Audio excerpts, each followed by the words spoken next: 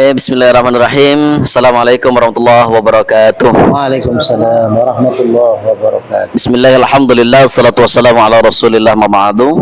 Alhamdulillah rabbil alamin. Saudaraku, sahabat MGR TV yang dirahmati Allah subhanahu wa ta'ala, pada siang hari ini kita kembali dapat berkumpul bersama guru kita dan juga para ustadz ataupun jamaah yang mengikuti kegiatan sholat Jumat di Masjid Gadok Raya. Kita seperti biasa ustadz ngobrol-ngobrol bentar lah, mungkin ya ada tanya jawab atau mungkin podcast atau mungkin merangkum daripada materi yang sudah disampaikan tadi, sehingga mungkin jamaah yang tidak bisa hadir ke sini atau jamaah yang mungkin jamaah ibu-ibu khususnya yang karena nggak ikut sholat Jumat bisa menyimak juga. Di sini ada Bapak Ustadz Khalil, ada Bang Ii, teknisi Masjid Gadok Raya ini, ada Pak RT 2 yang alhamdulillah senantiasa membimbing dan mengarahkan, memberi masukan banyak sekali untuk Masjid Gadok Raya. Ada Pak Haji Rahman selaku juga penasehat di Masjid Gadok Raya yang memberikan banyak motivasi untuk DKM, pengurus yang muda-muda dan juga membimbing itu biar nggak salah arah dan salah kaprah itu Pak Haji ya. Alhamdulillah. Teman-teman sekalian, kita bersama guru kita ini Ustadz Ade Permana SPDI ya, nih sekian purnama ya Pak RT ya kalau nggak salah ya, udah lama banget ya kayaknya ya nih.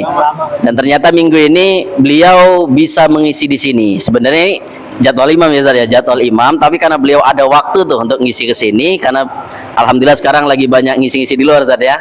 Di luar masjid. Alhamdulillah bisa hari ini untuk mengisi di sini ya. Ini Ustaz tadi materinya luar biasa nih tentang akhlak. Yang tadi betul kata Ustaz, kita lagi digempur nih berita-berita di media sosial tentang contoh akhlak yang tidak baik, bahkan maaf, beribu maaf. Ini dicontohkan oleh seorang tokoh yang banyak pengikut, yang kita tidak perlu sebut namanya, sehingga apa? Ini sangat membekas. Imam selalu sampaikan, kalau kayak imam atau mungkin kayak kita yang orang biasa nggak akan ngaruh ya Pak Haji ya, nggak bakal ngaruh. Tapi seorang tokoh bagaimana tidak booming se-Indonesia, kira-kira begitu. Ini tadi materinya luar biasa tentang akhlak. Ustadz, mohon maaf nih, mungkin ada sedikit pertanyaan mengenai akhlak ini Ustadz. Pada dasarnya tadi kan ada banyak materi tentang guru ya gitu.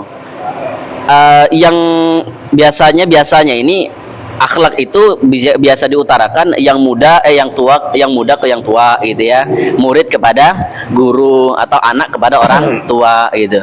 Apakah yang sebaliknya itu juga disebut dengan akhlak Ustaz? Misalnya nih, apakah guru harus beradab nih, berakhlak dengan murid misalnya, atau apakah orang tua harus berakhlak juga dengan anaknya, ataukah pemimpin harus berakhlak dengan rakyatnya, atau akhlak itu hanya dari bawah ke atas Ustaz? Nah, ini mohon maaf, mungkin bisa memberikan sedikit pencerahan tentang itu. Ya, alhamdulillah, bismillahirrahmanirrahim. Assalamualaikum warahmatullahi wabarakatuh. Alhamdulillah kita bisa bersilaturahim dengan DKM, para ustadz, tokoh, wabil khusus Pak RT ya. Jadi ulama, umaro kalau bersatu, insyaallah masjid itu akan maju berkembang. Amin, amin. Mudah-mudahan semua kita diberikan kesehatan, keberkahan oleh Allah. Saya teringat kalau pertanyaan tadi dari Ustadz Imam, biasanya kan yang dituntut untuk menjaga kehormatan tuh yang dibawa kepada atas. Iya. Ya, murid kepada guru, bawahan kepada atasan, anak kepada orang tua gitu. Apakah kebalikannya juga? Saya teringat ada satu mahfudhot kalau di pesantren kita belajar, innal muallima wat tabiba kilahuma lam yasahani idza huma lam yukrama. Jadi mahfudhot ini maknanya adalah tentang adab. Innal muallima, tidak akan seorang guru, seorang alim, seorang yang punya ilmu, wat tabiba, dan dokter atau tabib memberikan manfaat kepada orang-orang yang datang kepadanya, baik itu murid kepada gurunya atau pasien kepada dokternya, idza huma lam yukrama, kalau mereka belum dihormati. Jadi ketika seorang murid datang kepada guru minta ilmu, jangan harap dia dapat ilmu ketika tidak ada penghormatan kepada gurunya. Walaupun dia orang cerdas, dia orang pintar. Kita tahu Imam Malik seorang guru dari Imam Asy-Syafi'i. Imam Asy-Syafi'i itu ketika berguru kepada Imam Malik, 3 hari sebelum hari H dia mau belajar, dia sudah standby di depan rumah gurunya, tapi tidak berani mengetuk pintu gurunya, saking takzimnya kepada gurunya. Bahkan di Gontor itu ada semacam sudah menjadi kebiasaan kepada santri-santrinya, ketika ustadz belum masuk ke kelas, ini santri udah ratusan di kelas, baru kopiahnya saja yang ada di meja itu tidak ada yang berani ngobrol. Itu baru kopiah seorang ustadznya. Ya, kalau kita sekarang kopiah ustadznya dilempar-lempar malah. Itu Buat mainan. Nah itu dalam artian tidak akan dapat. Kalau kita belajar dulu di pesantren, banyak kisah-kisah yang guru-guru kita ceritakan.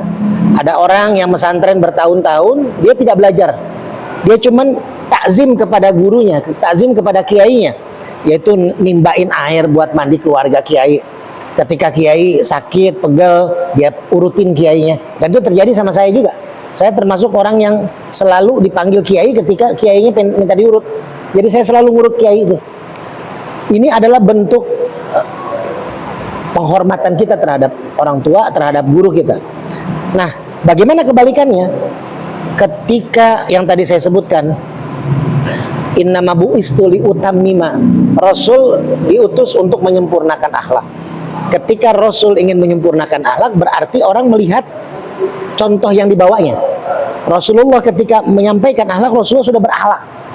Bahkan kata Siti Khadijah, Rasulullah itu seperti Quran berjalan. Karena wa may yantiqu anil hawa in huwa illa wahyu yuha.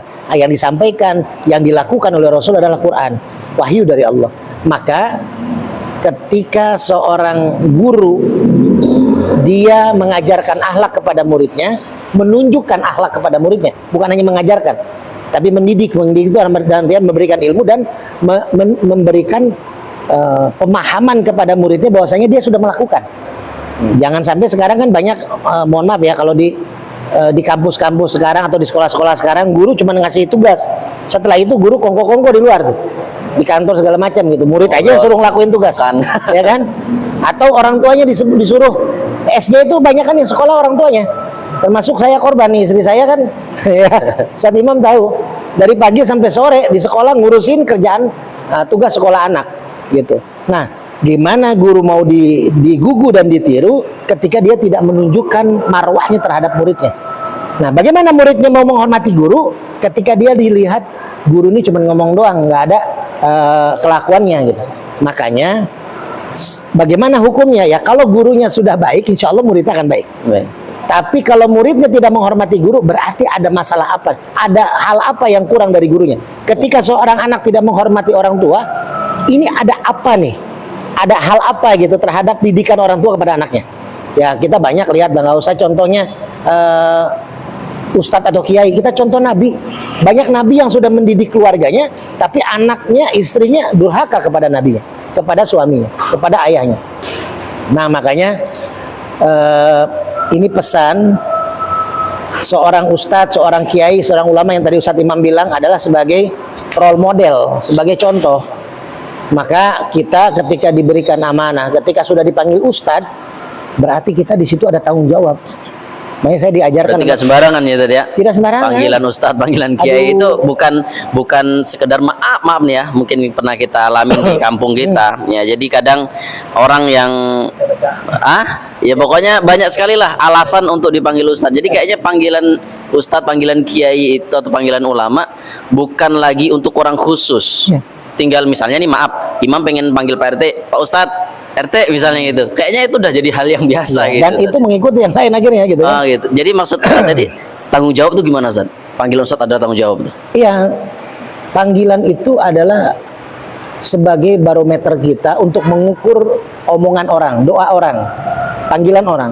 Ketika kita sudah dipanggil seorang ustadz dan bukan hanya oleh 1-2 orang, ketika orang cuma memanggil ustadz kan ada 2, ada panggilan penghormatan, ada pemanggilan ngejek kan gitu. Panggilan ngejek. Nah, karena dia mungkin suka, kan ada tuh, ya ini mah katanya ya.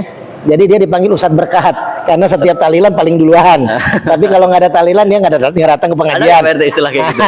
Itu kalau di kampung Imam ada. Iya, ada benar di kampung Imam ada. Iya, di Depok banyak. Nggak saya sebutin kampung. Oh, berarti semua tempat ya kayak gitu. Iya. Jadi disebut Ustadz Berkat gitu kan. Ya itu kalau menurut saya itu kalimat penghinaan gitu ya.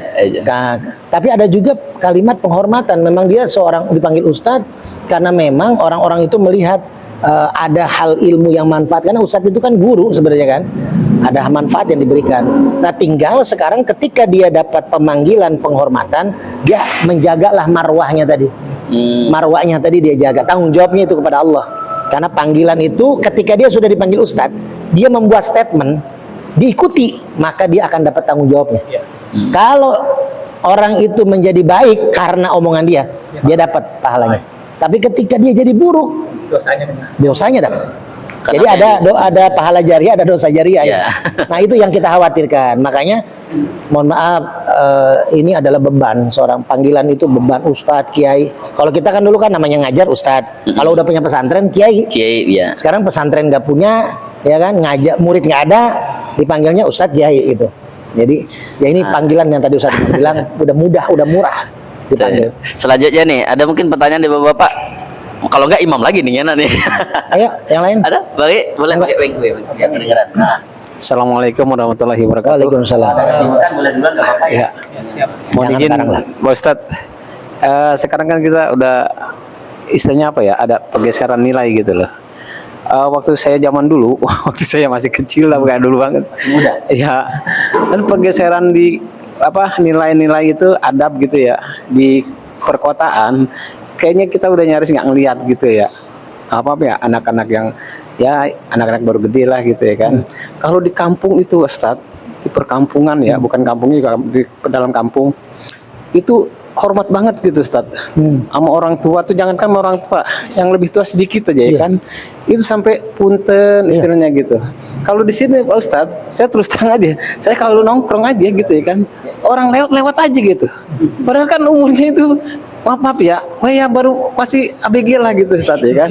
Itu saya juga saya kan suka Udah bingung. pergeseran nilai ya? Pergeseran nilai luar biasa Ustadz ya kan. Itu kita kan nggak bisa menyalahkan apa ya guru sebenarnya, karena guru kan karena mengajar ya. Mungkin kalau menurut saya kesalahan mungkin dari lingkungan keluarga mungkin ya. Itu menurut pendapat Ustadz, apakah fenomena seperti ini gitu ya kan? Apakah emang tanggung jawab kita semua gitu Ustaz, sebagai orang tua, sebagai orang tua murid, dan seterusnya Ustaz. Makasih Ustaz. Assalamualaikum Ya, luar biasa nih gambaran ya bahwasanya memang pergeseran nilai ini yang udah kita miris, kita khawatirkan. Nah tadi yang sebagaimana tadi saya di khutbah tadi mengkisahkan bahwasanya saat ini nilai-nilai, kalau dulu contoh kecil gini, dulu kita punya anak perawan, anak gadis itu mau maghrib belum pulang dicari ya. Sekarang baru Isya keluar. ya baru Isya baru keluar, kita udah biarin aja gitu kan. Itu contoh ya. Berarti tanggung jawab itu sebenarnya yang tadi saya sebutkan, akhlak Rasul, amanah Rasul, didikan Rasul kepada keluarga dan didikan Rasul kepada sahabat. Itu saya kalau kita kan banyak belajar tentang Maulid, tentang akhlak Rasul itu secara umum aja ya. Ini saya khususkan kedua titik.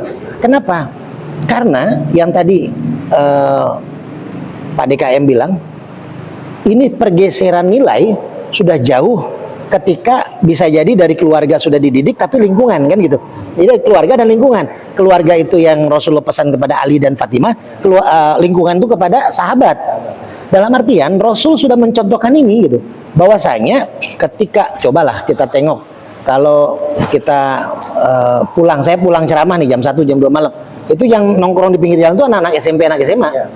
Bukan lagi bapak-bapak. Kalau bapak-bapak ya, itu pun saya berusaha negor gitu. Kalau saat imam ke rumah saya kan itu tuh ada yang zikiran tuh jam 1 jam 2 malam di pinggir kali itu pakai handphone ya, zikiran pakai handphone. Nah, itu kita yang negor tuh akhirnya kan gitu. Nah, memang pergeseran nilai itu tergantung kita mendidik keluarga. Paling utama adalah didikan keluarga. Pertama, madrasatul ula, ibu, paling utama ibu. Makanya banyak seorang nabi yang nabinya ini sudah mengajarkan kebaikan kepada anaknya, tapi karena ibunya itu tidak solehah, anaknya tergelincir, banyak begitu. Jadi artian kita lihat Nabi Nuh kan seorang nabi, tapi anaknya Kanaan salah satu anaknya dari antara 4 anaknya itu satunya tidak mengikuti orang tuanya. Kenapa? Karena ternyata istrinya pun tidak mengikuti suaminya. Jadi paling utama ya kita cari bebet bobot itu. Kalau pengen punya anak yang soleh dan soleha, contoh misalkan nih Honda memproduksi motor. Kenapa motor Honda itu digemari di dunia? Karena pabriknya itu memang ICO udah diakui dunia. Jadi ketika pabriknya sudah bagus, menciptakan benda apa aja diakui dunia pasti bagus, walaupun ada cacat lah, dari 1000 unit mungkin 1 unit yang cacat. Nah, maka kalau kita pengen punya anak yang soleh-soleha, ini nyindir ya, nyindir yang belum nikah itu. Jadi kalau pengen punya anak soleh-soleha, cari bebet bobotnya, pabriknya yang bagus dulu. Karena nanti ketika Ustadz Imam nih ilmunya banyak, ya, akhlaknya bagus, tapi ketika mencari istrinya tidak baik, tidak soleh, walaupun istri juga tergantung kita suaminya. Ada istri soleha, ternyata kita tidak bisa bimbing, ya jadi soledat kan gitu. Jadi ada istri yang biasa aja ketika dibimbing sama Ustadz Imam menjadi istri yang soleha, nggak harus dari Belum pesantren. Imam belum bimbing itu. Nah, ya. Belum ngebimbing. Nah, ini adalah bibit bebet bobot yang didahulukan. Kalau yang belum ya, kalau yang sudah ya mau nambah, mangga cari yang soleha, gitu ya. Asal dengan 3 syarat kalau kata istri saya, ya, harus lebih soleha, sayang sama anak-anak, langkai dulu mayat saya kan gitu. Jadi pergeseran nilai ini sudah mulai berat kita lakukan karena di pesantren mungkin Ustadz Imam juga tahu, ketika kita mau lewat ada ustadz, ada guru, bahkan ada kakak kelas, itu kita bisa muter tuh Pak, nggak mau kita ngelewatin tuh. Saking kita menghormatinya gitu, khawatirnya dia lagi ngobrol kita lewat mengganggu obrolan dia. Itu saking begitu. Kalau sekarang ditabrak ustadznya, lagi ngobrol, lagi nongkrong, lagi ngopi, megang kopi, tumpah tuh kopinya sama muridnya. Ini memang pertama adalah pengaruh dari keluarga. Keluarga sekarang sudah tidak peduli terhadap anak. Makanya pesantren jalan salah satunya lah. Kalau menurut saya jalan yang paling dominan, utama untuk menjaga kualitas akhlaknya, pendidikan akhlak, agama akhlak, lebih khusus akhlaknya. Ya, harus hati-hati juga milih pesantren di zaman ya sekarang. itu tadi kan kenapa?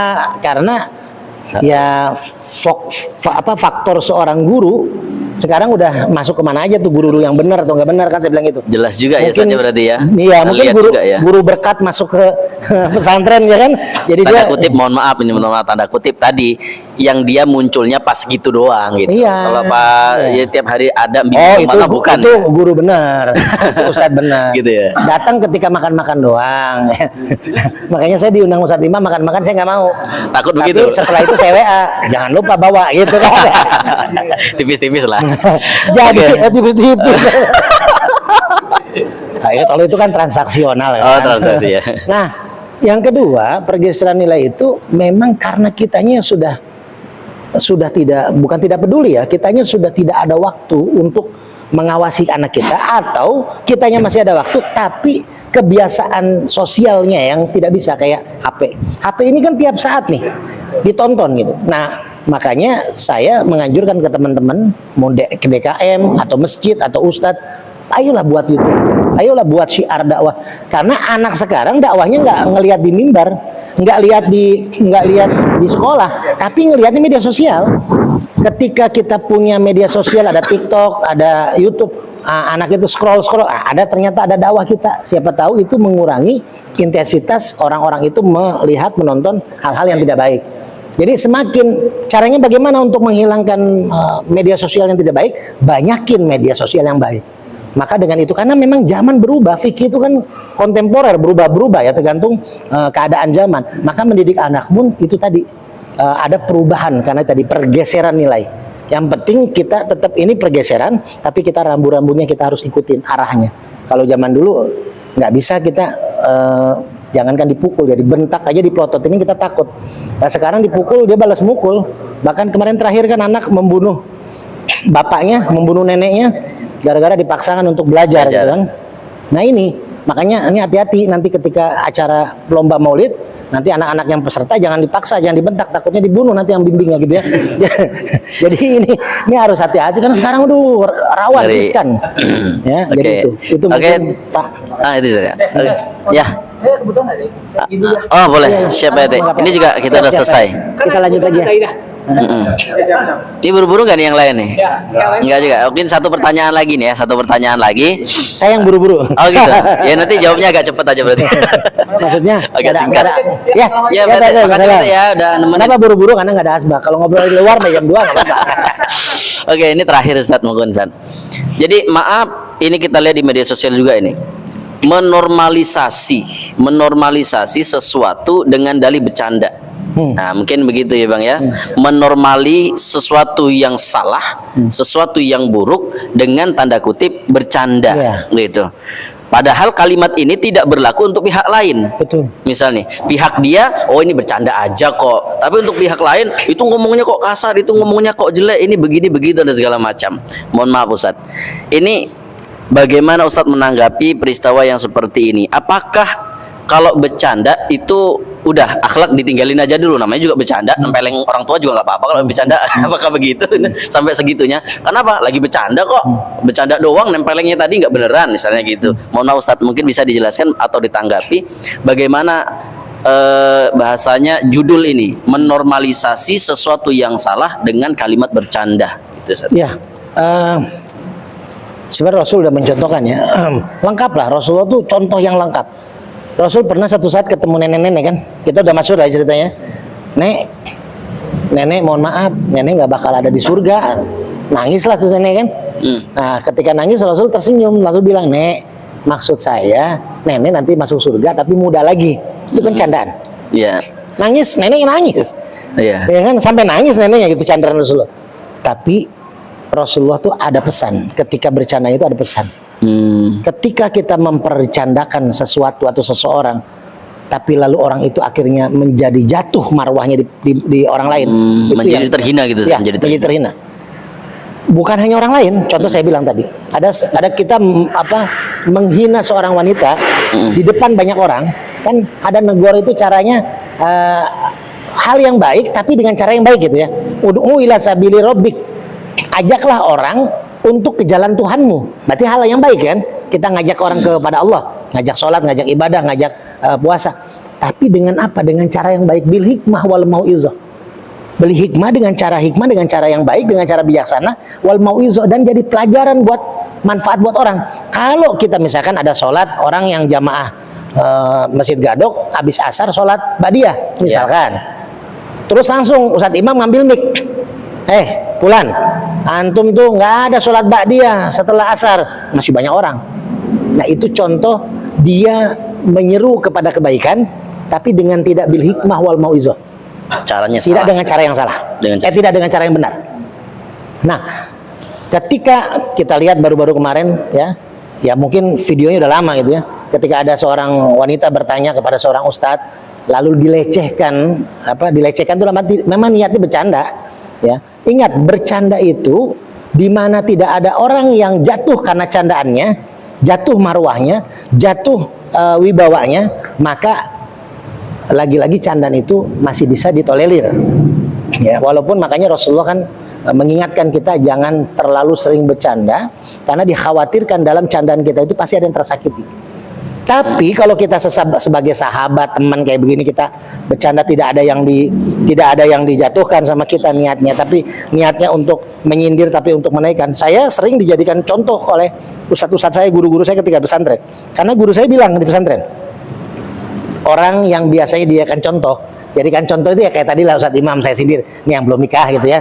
Nah, ketika seorang sering dijadikan contoh oleh gurunya, oleh ustadznya, oleh kiainya, biasanya dapat keberkahan. Kata kiai saya, gitu, dapat keberkahan dalam artian kenapa guru mencontoh salah satu muridnya, berarti dia hafal karakter muridnya. Pertama, guru itu melihat muridnya ini dia kenal. Nggak bakal kan semua guru mengenal muridnya kan? Satu guru 40 murid nggak mengenal semuanya. Nah, berarti kalau yang dicontohkan dia mengenal orang ini gitu. Yang kedua, dia tahu orang yang dicontohkan tidak akan tersakiti, tidak akan sakit hati, tidak akan tersinggung. Tapi ketika niatnya memang untuk bercanda, tapi menjatuhkan marwah seseorang, apalagi kepada jamaah yang dia nggak kenal, ini kan jamaah yang nggak dia kenal, apalagi seorang wanita. Walaupun dia mungkin senyum si wanita itu, tapi dia seorang wanita, tetap marwahnya harus kita jaga. Dibedakan antara bercandaan. Rasulullah memang bercanda kepada nenek-nenek, tapi ada kandungan hikmah gitu. Kandungannya apa? Ya memang ngasih tahu si nenek ini, walaupun dia tadinya nangis, kasih tahu, Nek, nggak akan ada wanita tua di surga, tapi ada nenek ini jadi muda lagi. Muda gitu ya. Inilah ya kayak contoh Nabi Muhammad SAW dengan Sayyidina Ali. Nabi Muhammad makan nih, ya terus ya kalau kita mah tulang-tulangnya dikasih ke Sayyidina Ali, ya terus akhirnya bilang sama sahabat tuh, Ali makannya banyak tuh, lihat tulangnya tuh banyak. Sama Ali diginiin lagi, Rasulullah lebih banyak, itu tulang-tulangnya dimakan kan gitu. Nah itu candaan-candaan sahabat kan. Itu kalau kita punya mantu begitu pulang ke rumah nggak bakal kita bukain pintu kan gitu. Tapi Rasulullah tahu orangnya dipecandain, Rasulullah dipecandain sama Ali loh, dipecandain sama ponakan sendiri, dipecandain sama mantunya sendiri. Tapi Rasulullah nggak marah karena Rasulullah yang melemparkan candaan. Saya pun gitu ketika saya dicandain sama Ustadz Imam, ya kan? Ya kenapa? Karena saya juga sama Ustadz Imam saling canda gitu. Jadi nggak ada baper-baperan gitu kan. Nah yang baper itu kan ada juga yang kita bercandain teman, tapi teman ketika dicandain marah gitu, dia sendiri candain kita. Nah, itu Orang suka nyandain, dicandain marah. dicandain marah, nah itu baper. Itu gebesin tuh orangnya Ya, gitu. jadi kita bisa bedakan lah antara candaan memang canda dan memang candaan itu seni, dan seni itu sangat dibutuhkan dalam Islam. Kenapa Rasulullah pulang perang disambut dengan tola al badru, itu kan seni mengindahkan. Makanya tadi hadis saya terakhir wa ahsanuhum, mengindahkan persiapan kita menuju kematian. Bekal kita tuh diindahkan. Dengan cara apa ya? Dengan cara kita cerdas memilih tempat di mana kita untuk menanam investasi akhirat kita. Oke, teman-teman sekalian, jamaah MGR TV, luar biasa kita dapat ilmu hari ini dan banyak jamaah juga yang bisa ikut. Ini ngobrol santai bareng Ustadz di kegiatan MGR TV. Bang, terima kasih. Ini juga jamaah kita yang saat aktif juga, beliau di sini ya, di lumayan sih kalau jalan kaki dari rumah Pak Khalil masih sana lagi tuh. Tapi alhamdulillah beliau 5 waktu kalau lagi pas di sini. Berkah. Nah, mudah-mudahan ini. Jadi Saya jamaah kasih hadiah karena aktif. langsung dapat hadiah tuh. Tapi kayaknya yang lain pasti minta hadiahnya. Oh gitu. Ya Enggak, udah. kamu enggak minta. Saya kasih hadiah semua yang hadir. Enggak, Ustaz. Semua yang tersisa. Tapi bukan kampanye, ini mau udah nggak ada pilkada ya. Karena itu kebetulan dulu aja, pesanan gambarnya ini. aja. Semua yang hadir saya kasih hadiah. Tinggal nanti Wah, bendahara ini mah tolong harusnya- dihitung ya. harusnya Bendahara mah- masjid tolong dihitung. Harusnya mah jamaah yang ngasih hadiah ini ya. Ya hadiahnya Itulah. doa aja dari kita mah. Ya, Semoga amin, Ustaz amin, sehat amin. selalu. Ya sukses. tinggal balasan hadiah minyak ya, ini bungkus lah. Gitu. Boleh. Nah itulah candaan ya. Tidak ada yang Eh. tersinggung, malah mungkin Ustadz tahu aja saya mau bungkus, malah Ustadz minta bungkus kan gitu. Nah itu doang yang tersinggung yang minta bungkus gitu aja. Oke, baik teman-teman sekalian, itulah sekelumit sedikit banyaknya cerita kita pada siang hari ini. Salah satu yang terakhir tadi, bercanda silahkan tapi jangan menjatuhkan. Kalau sudah menjatuhkan maka sudah keluar dari konteks bercanda itu sendiri, dan jangan menormalisasi atau membenarkan sesuatu yang salah dengan tanda kutip bercanda. Ya, Ini sangat bahaya sekali. Kenapa? Nanti orang akan menganggap itu normal. Seperti tadi Imam sampaikan, mohon maaf misalnya Imam mukul Pak Khalil misalnya, Bapak sama orang tua Jadi mukul-mukul, kebiasaan. bercanda. Itu kan akhirnya begitu nanti efeknya. Nah, ini mudah-mudahan jadi manfaat untuk imam pribadi, jamaah, dan juga Ustadz. Terima kasih ilmunya pada siang hari ini. Assalamualaikum warahmatullahi wabarakatuh. Waalaikumsalam warahmatullahi wabarakatuh. Bismillahirrahmanirrahim. Allahumma shalli ala Muhammad wa ala ali Muhammad. Rabbi shrah li sadri wa yassir li amri wahlul min lisani yafqahu qawli. Sebelumnya makasih buat Pak Ustadz, Pak Khalil, Pak Ustadz Imam, Pak juga yang hadir. Mudah-mudahan semua dikasih sehat gitu kan, selamat berkah gitu. Sebelumnya mohon maaf juga Pak Ustadz, jadi nambah waktunya. Iya, nggak apa-apa. Mudah-mudahan ada manfaat. Amin, amin, Saya amin. dapat manfaat juga. Jadi ada pertanyaan dari keresahan pribadi sih. Poinnya sih kefanatikan. Bagaimana caranya supaya menghindari kefanatikan gitu kan. Jadi kita ngelihat orang itu bukan dari luarnya, tapi dari isinya gitu ya. Akhlaknya ya. Akhlaknya betul. Sementara kan buat tahu kondisi dalamnya itu ada keterbatasan juga gitu kan. Dan gimana caranya buat nyikapin itu sih Pak Ustadz? Karena dilihat sekarang kan ya ada dua pandangan gitu. Orang yang ada di media yang sekarang lagi ramai gitu kan, ada satu sisi emang sifat yang dilakuin itu salah gitu ya, itu dibenarkan secara umum gitu kan. Tapi ada ya maaf ya, orang yang istilahnya tadi tidak tidak melihat, pokoknya tidak melihat cuma satu sisi, melihat sekitarnya, itu masih membenarkan sifat yang lain. Dan apakah orang yang mendukung itu punya sifat fanatik tadi, atau emang dia yang lebih tahu? Dan contohnya juga bukan hanya itu, yang sebelum-sebelumnya sedang ramai juga terkait nasab ya. Oh iya, Terkait nasab, bentuk penghormatannya itu harus seperti apa kepada orang-orang yang dianggap dimuliakan lah menurut mereka. Dan memang itu infonya juga kan berdasarkan ajaran harus seperti itu kepada keturunannya gitu kan. Tapi kan untuk melihat kepribadinya, keterbatasan orang seperti apa gitu Pak Ustadz. Gitu. Jadi mohon penjelasannya sama gimana cara menyikapinya supaya lebih terarah. Terima kasih. Ustadz. Ya, bismillahirrahmanirrahim. Dengan Kang siapa? Saya maaf namanya Robi. Nah, Kang Robi ya. Ini pertanyaan ini memang lagi banyak banget disampaikan ya. Bagaimana kefanatikan seorang umat, seorang murid kepada gurunya, umat kepada pemimpinnya gitu ya. Saya kutip ayat Al-Quran. Allah mengingatkan kepada kita, ya ayyuhalladzina amanu, hai orang-orang yang beriman, atiullah, taat kepada Allah, wa atiur rasul, taat kepada Rasulullah, wa ulil amri, dan ikutilah, bukan taat ya, tapi ikutilah pemimpin kalian. Pemimpin itu bisa ustadz, kiai, guru, orang tua, pemimpin pokoknya, atasan kita, presiden, wali kota, gubernur, itu pemimpin. Yang pemimpin ini, yang pemimpin ini taat kepada Allah dan Rasulnya. Jadi kalau kita punya guru, taat kepada Allah, mengingatkan kita kepada ibadah, nilai-nilai ibadah, memberikan kita pemahaman agama, maka pertama, kita wajib ikuti. Karena ini adalah pesan dari Allah dan Rasulnya yang dititipkan melalui guru kita. Gitu. Nah, bagaimana Ustadz permasalahan ya nasab gitu kan? Saya pribadi secara bijaksana kita ini ya. Jadi kita berpikiran pertama secara bijaksana gini. Setiap satu titik, setiap satu perkumpulan, setiap satu organisasi pasti akan ada yang namanya oknum. Ya. Di kepolisian ada oknum. Jadi kalau ada orang bilang polisi tidak baik, polisi begini-gini. Kalau menurut saya polisi yang baik banyak. Polisi yang soleh juga banyak. Polisi yang dia bekerja untuk mengamankan warganya banyak. Gitu ya. Terus ada juga, oh ini habaib ini keras ceramahnya. Atau adab akhlaknya suka membentak-bentak. Mohon maaf, kalau ini kita harus bedakan. Dakwah itu ada berbagai macam metode. Kalau kita diajarkan zaman dulu orang-orang tua kita, oleh guru-guru kita, oleh pendidik-pendidik kita, kalau zaman dulu ya saya kecil, itu yang namanya dipukul itu udah biasa. Nggak ada lagi yang namanya guru dilaporin gara-gara memukul murid. Ya Pak ya, zaman kita Pak ya. Itu kita kalau lapor ke orang tua nambahin mukul. Iya, Gitu. Saya di pesantren nih, kita salah dipukul sama guru, lapor ke orang tua dipukul lagi. Nah, dalam artian ada cara mendidik yang lembut, ada cara mendidik yang keras, bukan kasar tapi keras. Nah, dakwah pun begitu. Ada dakwah habaib, ada dakwahnya para kiai yang lembut dakwahnya. Tapi juga ada dakwahnya yang keras. Tapi yang paling utama adalah esensi daripada yang dia dakwahi untuk mengajak umat mendekatkan diri dia kepada Allah dan Rasulnya. Tuh kuncinya.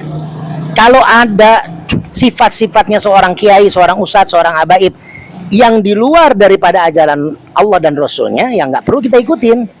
Yang kita ikutin itu, yang kita hormati itu adalah ajaran ilmu yang diberikan oleh habaib, ulama, kiai untuk kita mendekatkan diri kepada Allah, untuk nilai-nilai ibadah gitu. Jadi kalau menurut saya habaib luar biasa banyak yang soleh.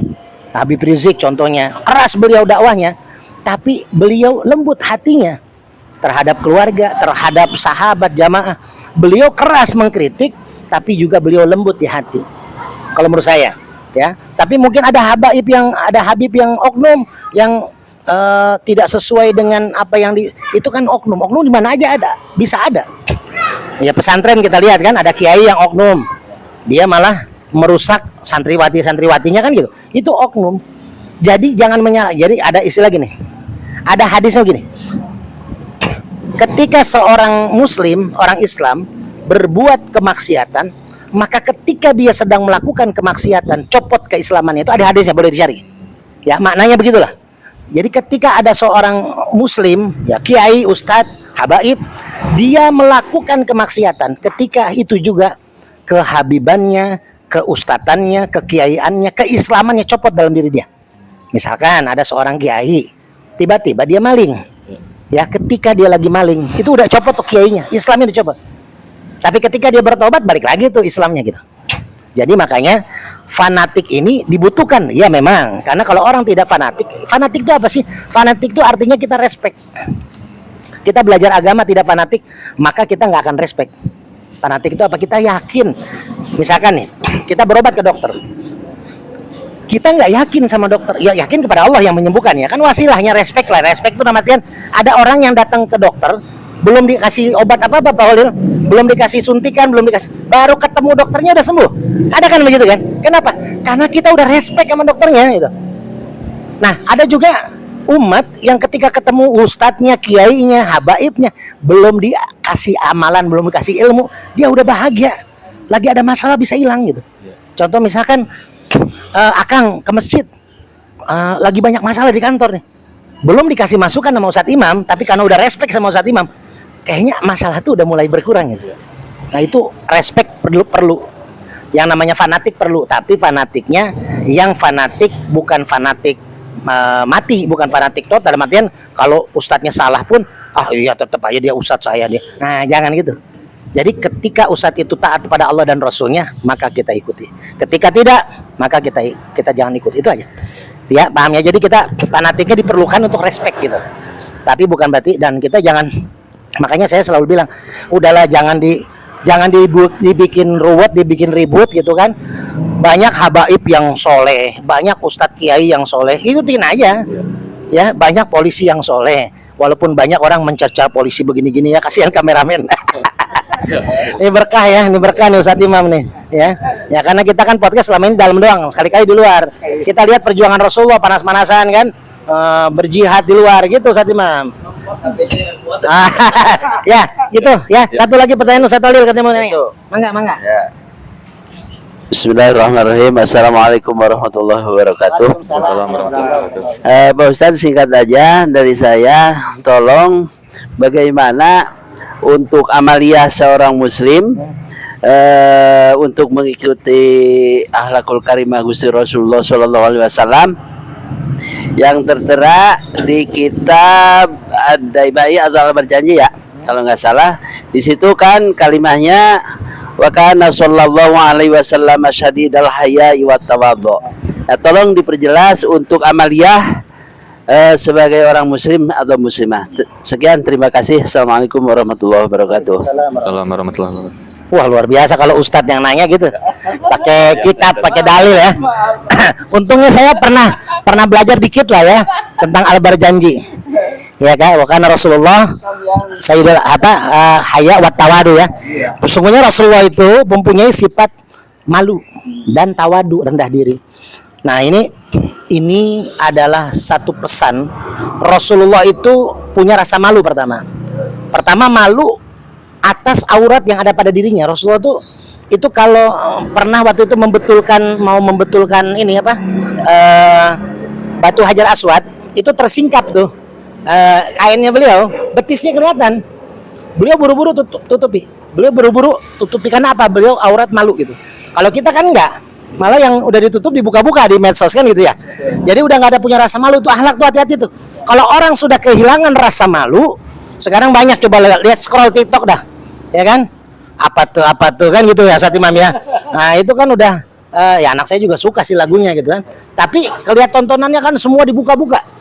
Yang harusnya ditutup-tutupin malah dibuka. Nah dia udah nggak punya rasa malu. Kalau orang yang sudah tidak punya rasa malu, maka hati-hati. Berarti keimanannya sudah mulai dipertanyakan. Gitu. Kenapa? Karena orang yang beriman dia punya rasa malu ketika auratnya. Makanya apa? Aib kita aja kan malu kalau kita dibuka, ya kan? Kita kan semuanya kan ini masih dihormati karena kita aibnya masih ditutupi sama Allah. Coba kalau kita dibuka aib kita, wah udah kita kemana-mana malu. Wah tuh orang itu tuh pernah maksiat tuh, pernah kumpul kebo tuh, udah kita rasa, walaupun kita berusaha jadi orang soleh, kita dilihat orang udah, mata kita udah ya udah nggak dipandang lah gitu ya. Nah itu punya rasa malu itu penting. Lalu pernah juga Rasulullah SAW di kitab Riyadhus Shalihin, Rasulullah pernah diminta tolong oleh seorang wanita. Orang wanita ini suka punya penyakit ayan.